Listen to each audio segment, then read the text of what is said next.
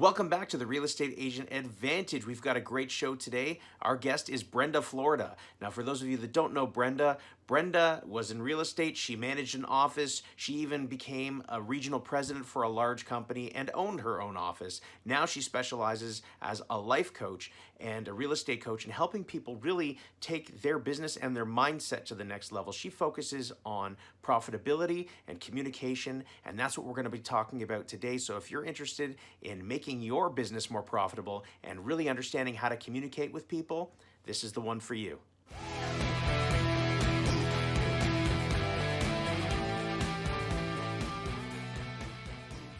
Hello, everybody. Welcome back to the Real Estate Agent Advantage podcast, YouTube video series. It was formerly known as Relaunch, as in the Real Estate Agent Launch, but now we are, as you know, the Real Estate Agent Advantage. Why did we change our name? Check back a few episodes before, you'll find out. Anyway, so today we welcome Brenda Florida. Brenda, who is not in Florida, please introduce yourself to everybody on this platform. Yes, my last name is just Florida. I'm not there. And I am super happy to be with you and be with the audience here. So I have about 30 years. That's what I stopped counting anyway, in the real estate industry. I got into the business really just as a fluke because a friend of mine wanted to take her real estate classes and asked me to join her. I was super bored in my life. I had 4 children in 7 years. Wow. Which makes a mother very busy, but it wasn't, not terribly intellectually stimulating, right? So I was bored. So I'm like, sure, whatever, I'll go take my real estate classes. And then I ended up getting into the business, which I didn't necessarily plan to do. And you know how life goes, one thing leads to another. And I did sales for a few years. Frankly, I wasn't that great at it. And now I know why. But at the time, I just thought, whatever, maybe this isn't for me or whatever. But then I had some opportunities. I did see what I was good at with it. And that was, I understood the business of real estate. I mean, in my heart, I'm an entrepreneur. So I just love business. And what I ended up loving about real estate was the business of it and helping to develop people around me.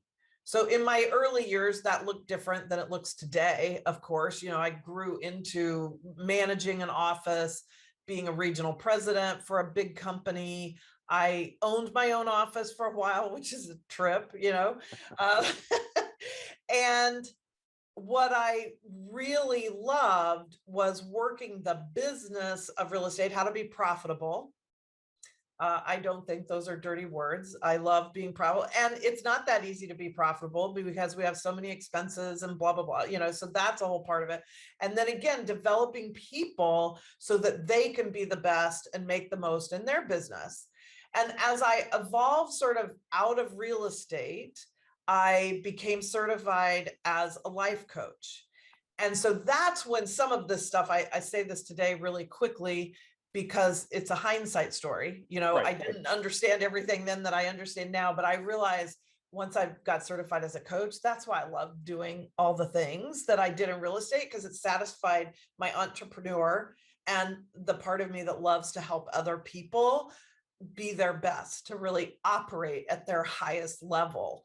And so that's what I do now. I do a lot of coaching outside of the real estate industry as well.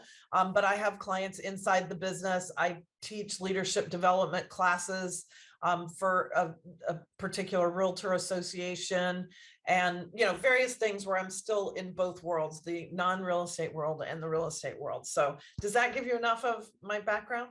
Absolutely. There you go. Okay. I have a quick question for you because, when it comes to, there are so many people for the last, I don't know, maybe decade that have just sort of decided to call themselves life coaches. So what right? You know what I'm talking about. I do. So what sort of certification really does one have to go through to become a life coach? And what is that process really quickly?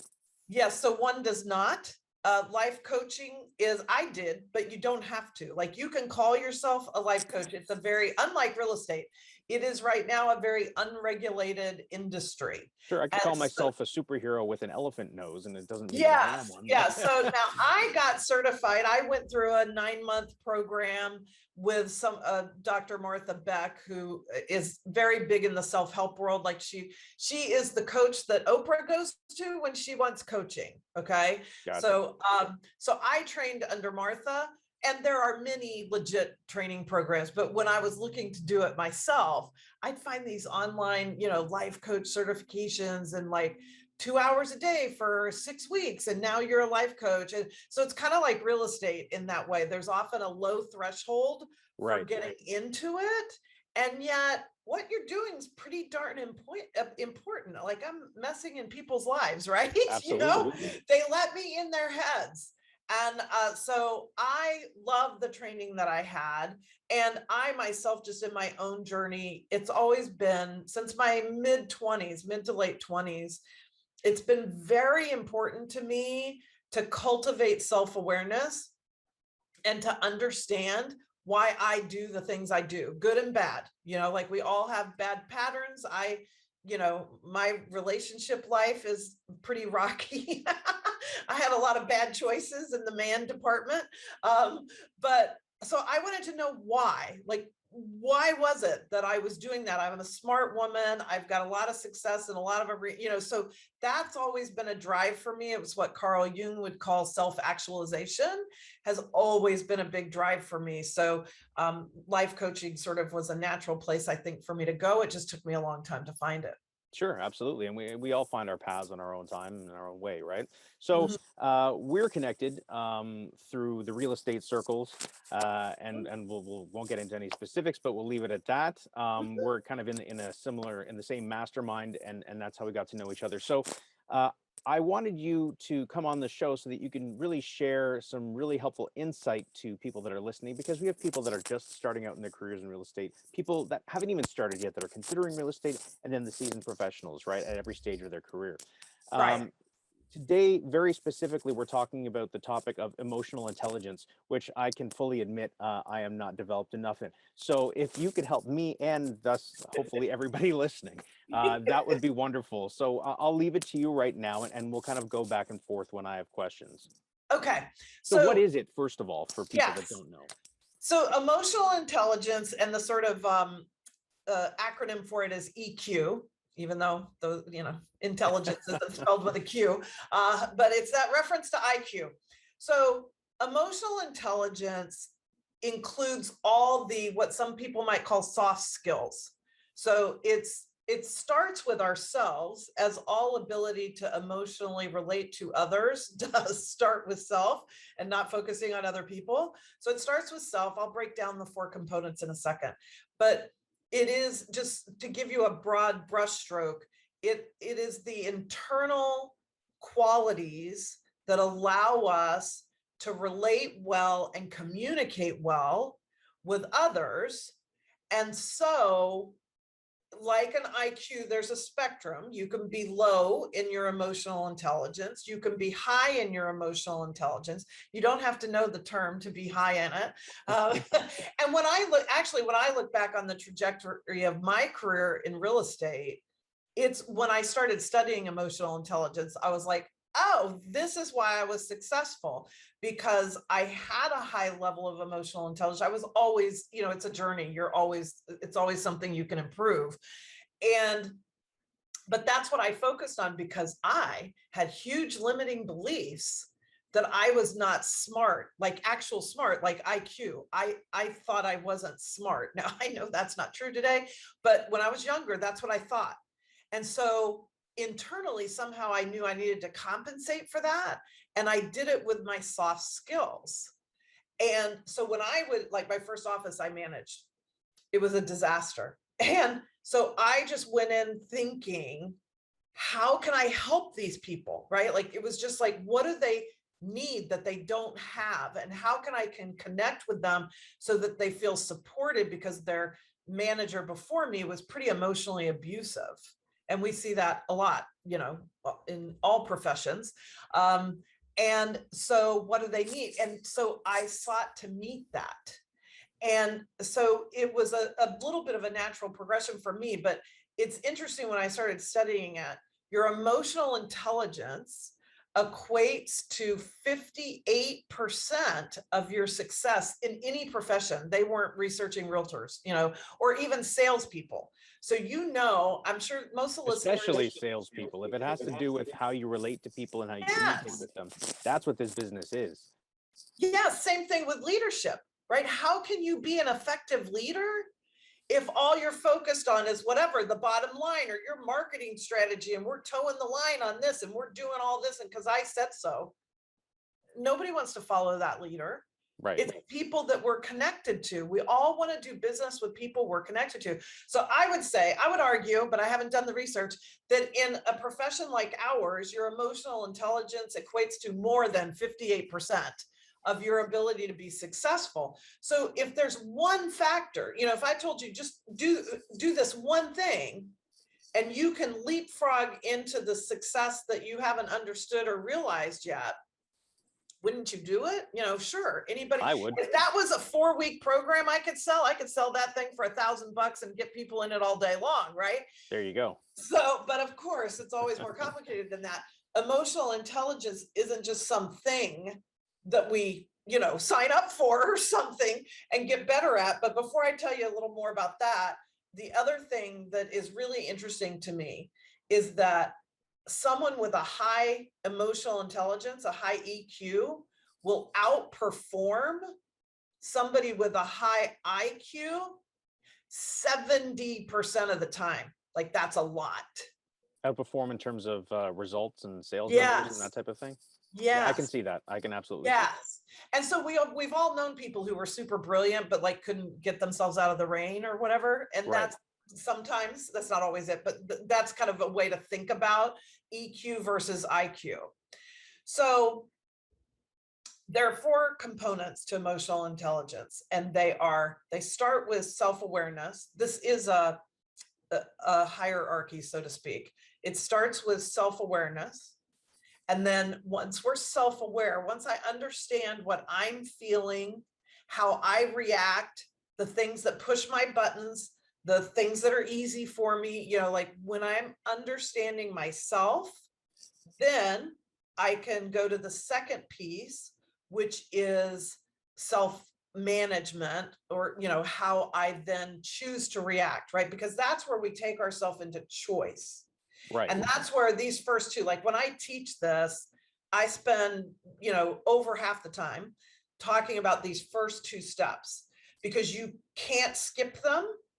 It would be so much more fun if all I could think about was studying you and what I think is wrong with you. Of And if course. you would be different, this would be so much easier. And, all of our problems would be solved, which is how we tend to think of things, right? We tend to go to blame. Absolutely. Who screwed up the transaction? Not me. Wasn't me. That It was other the agent was lender. It was you the know other what, agent. or the Yeah, client. it was the home inspector. It was the, whoever. It was the market, So we're a little more, as humans, naturally prone to leap to the other people involved or the circumstances involved.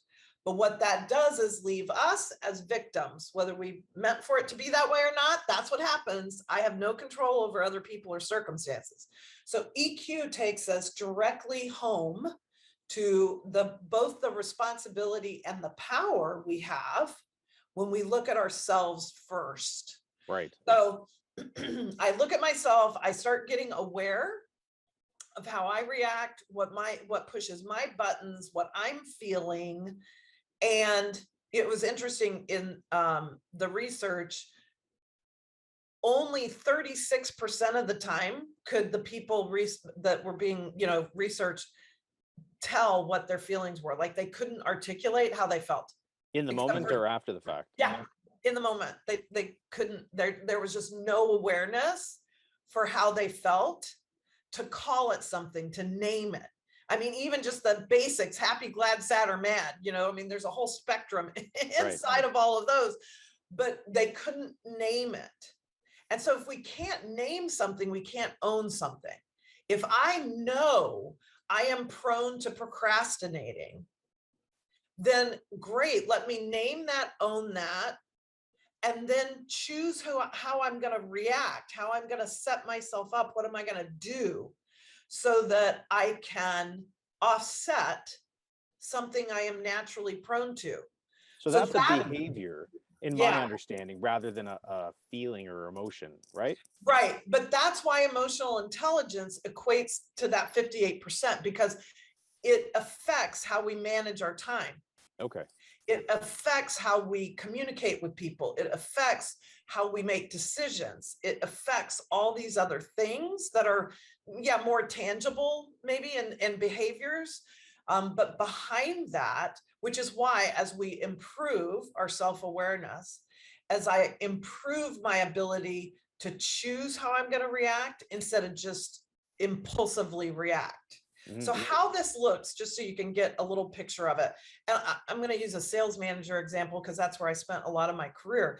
But I had a particular agent in this one office, and he loved to blame everybody and everything. I've never met anyone like that. Right, I know. And funny thing is, actually, he was making most of the mistakes, right? But he's blaming everybody else. So he calls me one more or texts me, whatever he did. And he's like, when are you going to be in the office? I need to talk to you. I got this deal falling apart, blah, blah, blah. And I'm just like, okay. So I was truthful and told him when I was going to be in. He comes, and before he came in my office, like even now, as I'm driving to work, whatever, back in the days of brick and mortar and showing up at the office, and I thought, okay, I know this guy pushes my buttons. Like I have to prepare myself, because I do not want to go, it's not going to help us if I go into that conversation and react out of those buttons he's going to push in me.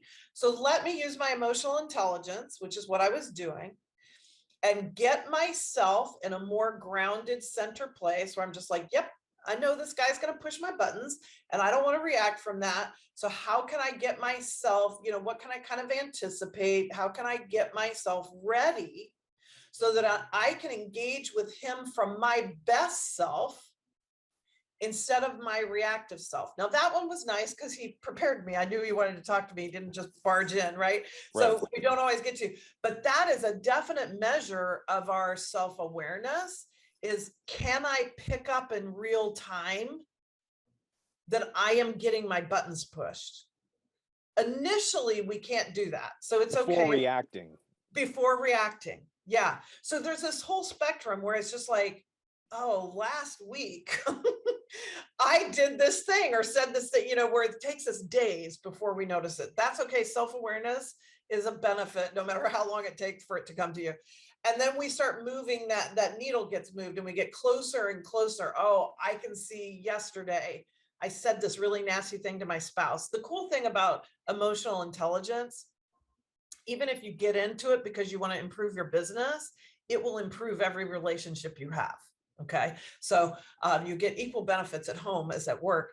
But instead of thinking, oh yeah, wow, last night I shouldn't have said that, you start to get closer and closer to where you're in real time and you're like, ooh, hopefully I can hear what somebody's saying that triggers me and not even let it trigger me. And then I can choose, okay, how do I want to, in my example with this sales agent, how do I want to hold him accountable, help him see what I can see he's done to contribute to the problem, and do that in a way where I'm taking him into consideration. This is a person I know.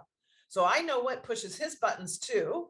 And so how can I even say something so that he is more able to hear it? Right.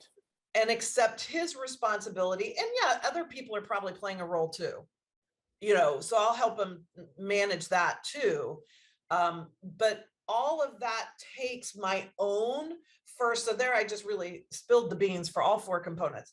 I checked in with myself, my self-awareness, how I'm going to react. And then how is he feeling? The third step is how is the other person or people feeling?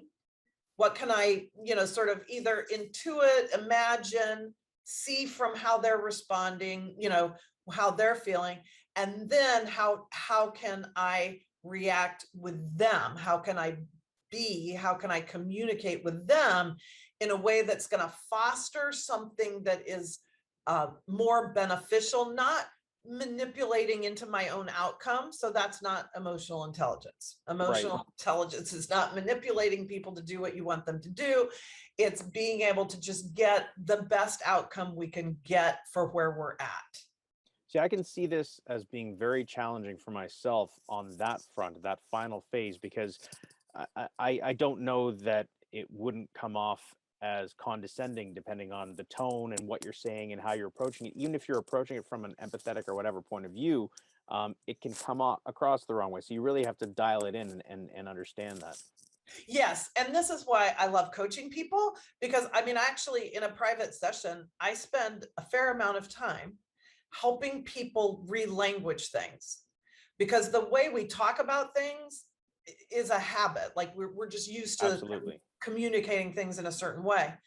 And so as we increase that self-awareness, and and even to have the awareness you just had, I want to be able to communicate this to somebody, and I don't want to come off condescending. First of all, that's going to help because it shifts the energy within you. And we all pick up on other people's energy. So that's why, like, you walk in a room and you can just feel a vibe, right? Or you get a stranger in line at Starbucks, I don't care. And you may get a super positive vibe off them, or you may get a negative one, and you don't really know why. You've never even had a conversation with this person, but you feel that. So we all feel that our energy, like, this is science, and I'm not really a science person, but I know that our bodies produce an energetic field that goes out about 6 feet around us. And so anybody who comes within that, they're going to literally, their energy is going to feel our energy, and science now can measure that. But when you learn to say something different, first of all, changing your energy helps the other person hear it. And then learning how to say something in a different way, so a person, in an attempt to help them hear that, and depending on, again, your role, in this case, I'm a sales manager, I'm set up, my position is set up to help this person, you know. Right. And so I can say, okay, are you open to feedback? Are you open to hearing what you could have done differently? Yeah, that's different Anytime. than interacting directly in a negotiation or some sort of, transactional moment. Yeah. So in the transaction, how that looks, well, do you have something in mind? Like, I'll let you put me on the spot for Oh, I have way something, too many. because even in a transaction where we're doing, yeah, it's a more of a direct negotiation, how we word things. First of all, again, most importantly, is how you're showing up in it. Am I showing up with a true desire to get this done, to be cooperative to the degree we can, right? Like, there's still, I want my client to get it. So, Right. at the best price, or my seller to get the best, like, whatever. So we have our position in it, but that doesn't mean we come into it just wanting to run over and step on everybody we can in the process. Well, having said that, some people really do feel that it is that combative and it has to be. They're of that mentality where everything is a fight. I've gone up against, and I say against, some agents rather than worked with some Mhm. other agents. Yeah. And it's really unfortunate. It does not have to be that way at all. You have a client that either wants to buy or sell a property. I have a client that wants to buy or sell that property. We can meet in the middle and get it done so that everyone, is happy in the end.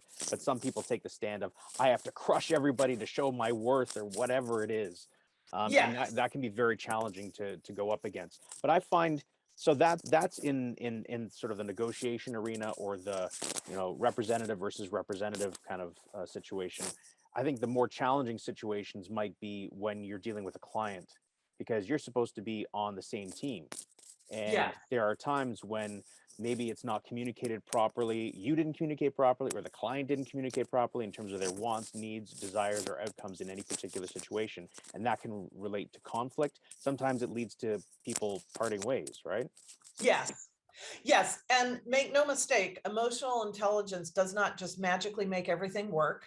Dang it. Everybody doesn't love you. I know. I'm sorry. And, clients will still get mad at you, and deals will still fall apart, and, some things just won't work.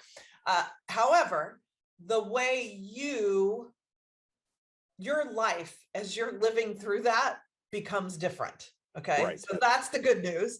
It does help you navigate things, I'll say, with less stress.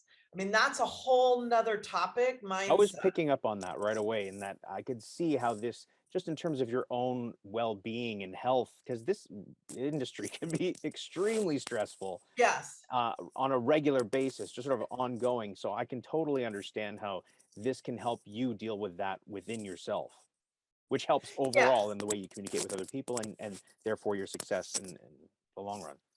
Yes, because like one of the other programs I teach, I call Think Your Way to Success, because it's a mindset program. And it's about how to take those stressful thoughts, or the thoughts we have about what we're in resistance to, like, I don't want to prospect, like, who wants to call expireds? Who wants to Right. call FISBO? So if that's stressful to you because you're in resistance to it, there are thoughts going through your head that you're probably largely either unaware of, or you just dismiss them as if they're not the problem. Okay. It's just like, yeah, I don't want to do that. Okay. So, but it's a problem if you're in a sales business and you don't want to prospect. Yes. Okay. So, or I'm intimidated by listing appointments because I don't want to have the commission conversation, or, I don't know if I'm good at pricing, like especially people newer to the business. But I've had agents who've been in the business 10 years and they don't have confidence around pricing a property. No one is confident in pricing a property these days. Okay. Yeah. Well, it is particularly a crapshoot anymore, but right now, yeah. But any of those things, that's a mindset issue. I'm having a stressful thought that's keeping me from doing this thing that would be good for me to do. And so how do we unravel that? Well, that's a whole nother teaching, but emotional intelligence plays into it, because I have to first have the awareness of what really is that thought. What is that story I'm telling myself? They're not going to like me. They're going to be mad at me. They don't want to be bothered. Like, we tell ourselves so many stories about other people that are absolutely either not true, or there's no way we can know it's true. Right. And yet we let it stop us in our tracks. So that's why emotional intelligence is kind of the umbrella for all this other mindset and other types of work, because we have to break into that self-awareness piece before we can get out of just blaming and reacting to others. And it is our insecurities, which are basically, I don't want you to see who I really am. Right. That get us into those super aggressive, some people shut down, some people get overly aggressive instead of a healthy competition. Like, sure, I mean, I don't know anybody who's submitting offers that it's not a competition. Everybody's market is just so wild right now. So yeah, there's healthy competition. And then there's, I'm willing to kill you so I can win, Right. And that's usually a cover up for, I'm just so scared to lose, because I will make that mean something bad about myself. And so I'm going to deflect that and make it about you, because we can't take that. So that's why it all starts with self-awareness and being able to cultivate that and really look under the hood of our own lives and learn how, and this is where the coaching comes in. Some of that stuff is pretty ugly. I mean, we're human. And so that's there for all of us. I have my ugly parts too. And so it can be really nice to have somebody go with you as you look under the hood and help you navigate that and really even accept those things about yourself. I always say one of the measures of self-awareness is, can I articulate my strengths and weaknesses, in any kind of balanced way? And can I articulate the lessons I've learned in my life? Because when we're in ego, because we're afraid to not be perfect, we don't want to, I'm not going to tell you what my lessons are I've learned and how I fell flat on my face and what I'm not good at and, all that. I'm not going to tell you that. I'm too afraid of how you might use it against me. When I'm in really solid, what I will call confidence and self-esteem, if you want to use that word, pull that word out of the 80s archives or something, it's that I know exactly who I am and who I'm not. And I'm not going to apologize for either one. I'm going to get other people to help me with the stuff I suck at. Yeah. And I'm going to stand in my own confidence for that which I know I'm good at. And I'm not threatened by that. You can be better than me. And I'm not threatened by that. I mean, really, are Richard Branson and Elon Musk sitting around wondering what the other's thinking about? They both want to go to Mars. I mean, no, these guys are not thinking about that. They know who they are. They know who they're not. They know what they want to do, and they don't care if somebody else is. I mean, sure, maybe they care, but I mean, they're not overly impacted. They're on their own trajectory. Right. Absolutely. And we can get stuck, especially when you're starting out in this business. And this is true to anything in life, but when you come into this business and you see people in your office or your group or whatever the case may be, and some are succeeding and some aren't, and you compare yourself to them, it's natural to compare yourself to others, especially when you're new at something. But as you become more seasoned, hopefully, you become more, I guess, emotionally intelligent. Yes, you do. And Even if you confident in don't your know, own that's what ability. it is. Yeah. You don't have to go. know what it is to be it. You can be smart and not know what an IQ is. But yes, that's exactly it. And I think, to be honest, we're at an age now. If you look around, look on YouTube where this is, look on all the different platforms of media, social media in particular. There are people that have. It used to be, you would never get let into the celebrity's life or this person's life because they had to put on a facade of perfection. But now people get a much stronger connection and reaction and stronger fan base, if you will, Yes. if they come across as vulnerable and honest.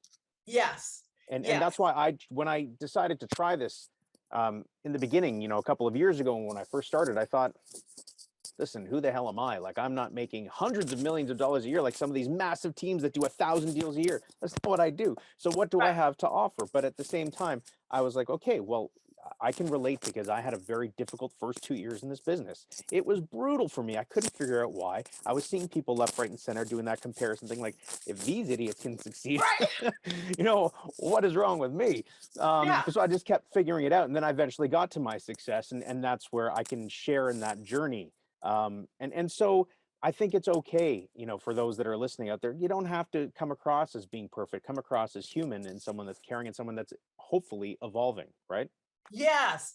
I mean, I totally agree. I think culturally at large, we are intrigued by people who are willing to be vulnerable.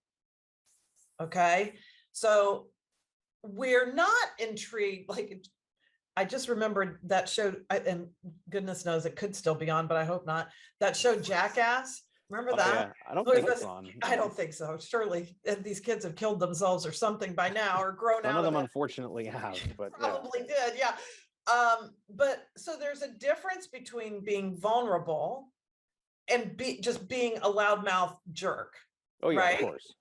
So that is not the fact that I'm willing to, share my dirty laundry doesn't mean I'm being vulnerable. So we see that in like a tabloid, and we see people who try to create that attention or fame by just kind of airing that dirty laundry. Okay. Right. And then we see people who do it in a very authentic way where they're just they're being vulnerable and letting us see under their own hood. Yeah, you can tell when someone's trying to be, I don't know, scandalous or whatever, rather than just honest and authentic to their own strengths, weaknesses, faults, and whatever the case may be. And so your clients, and so even though they're a stranger, we just like them more. They're more appealing to us. And every client, every person we meet is doing the same thing. They're having that same reaction. Are you so either ego driven or insecure, kind of the other side of the same coin, that you're just showing me this facade of I'm awesome realtor? Well, there's nothing authentic about that. There's nothing genuine about that. It's a mask. And people don't fall in love with masks. They fall in love with people. And so it's much easier to attract the people that we want to work with and that want to work with us when we're being ourselves, Yes. you know? And so that doesn't mean I say everything that comes to my mind, right? They ask a question, I have no idea. I'm like, drawing a total blank. No, but I can say, you know what? I want to make sure I'm really accurate with the information I give you. So let me look into that. So I'm not self-deprecating and saying, oh my gosh, I'm such an idiot. I don't even know. Right. But I am being authentic enough to say, I don't know the answer to that. And let me go figure that out and get back to you. Right. Exactly. Exactly. So, for the people that are listening to this and want to start down this journey, what would be a good way to become, more self-aware? And we all think we have a level of awareness, but maybe I would suggest that we can all get a deeper level of that. How would we go about doing that? Absolutely. So, two really quick ways that I like to use myself and with clients. I mean, let's start with the obvious one. If you have people in your life that you trust, this is a big caveat here, people we trust to give us feedback. Okay. So it could be a spouse, but it may not be. You might feel too vulnerable for that. That's okay.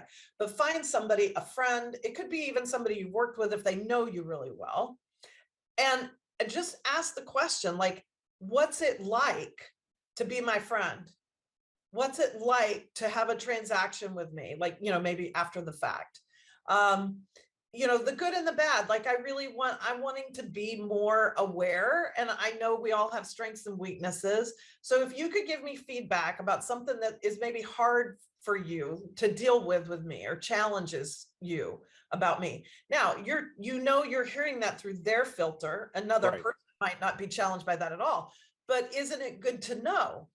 And one of the big things here is we approach all this with more curiosity than like a black and white judgment, right, wrong thing. Okay. So the fact that somebody might say to me, well, you just talk so much and you talk so fast and you're loud, that may bother them. Okay.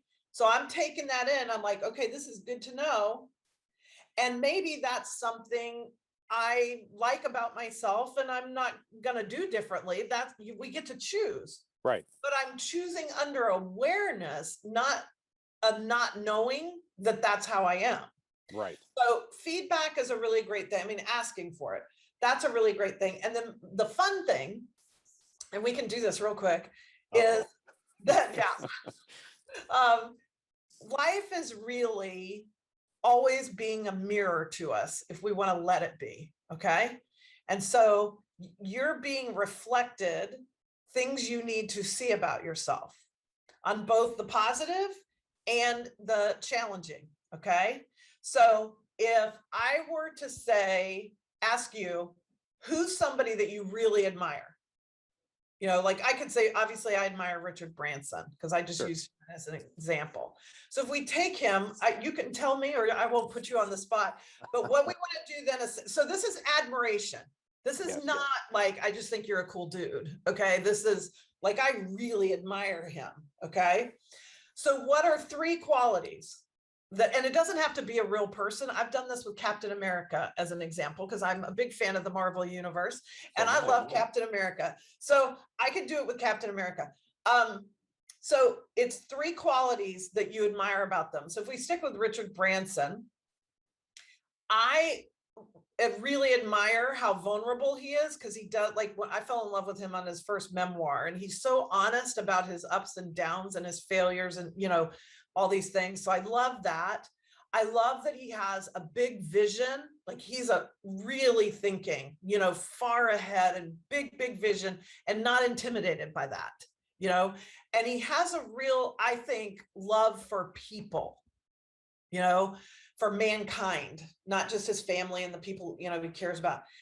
So if I look at those, then I say, okay, so where am I undervaluing myself because I'm admiring this in him because I'm dismissing it or diminishing it a bit in myself. Or maybe I don't even think I have those qualities. In this case, Very interesting. yeah, I do think I have those qualities, but I'm probably going, oh, how we tend to dismiss our own greatness.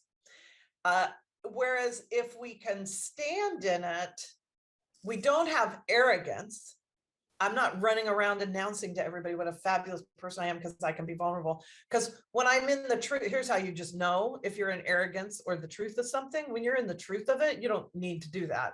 There's no need. You just don't feel that compulsion to broadcast. Right. That when we're in that compulsion to broadcast, we're in ego.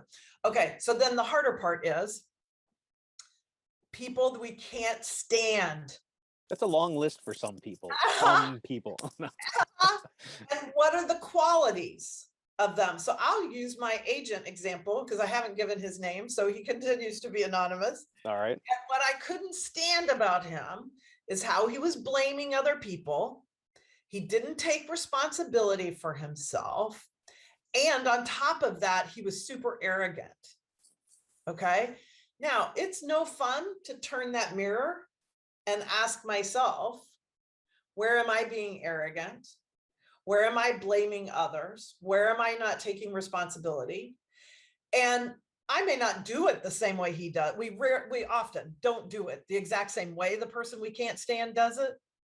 But I promise you, you have those qualities. So that's very interesting because I was thinking about this in a very similar way a few days ago with relation to my kids. And one in particular was driving me crazy with this certain type of behavior. And I'm thinking, this is probably driving me crazy because I recognize it in myself and I hate it in myself. I wish I didn't have this problem, and they're exhibiting the same behaviors. So I see that. I absolutely totally, yes. And so that's where it's through emotional intelligence, which is a big factor in courage, that we have the courage to look at ourselves and ask, where am I doing that? And it may be that you're only doing it to yourself. Like, let's use the quality of judgment. Maybe you're pretty good about not judging other people, but you're super self-judgmental. Right. So we have to be able to look in and be willing to ask that hard question. And our kids are perfect because they're always reflecting. I mean, our kids are perfect mirrors, good and bad. We can see the things they do that we admire. Oh, I love it when you do. And that's something about us that we do too, and we may not do it exactly the same. Like, don't get all linear and like in a box around this. You're looking at the dynamic, not like, do I tie my shoes the same way? Okay. Because especially when it's easier with people we admire, but these people we don't like, and be like, no, I don't do that. That's not me. Brenda's wrong, but somewhere there's a thread there. Otherwise we wouldn't have the emotional trigger. It could be something we don't like that's a quality I don't like. I don't want to have it, but it doesn't have that charge of, right. That's the stuff we're looking for. When it has the charge, that's what we don't want to see about ourselves.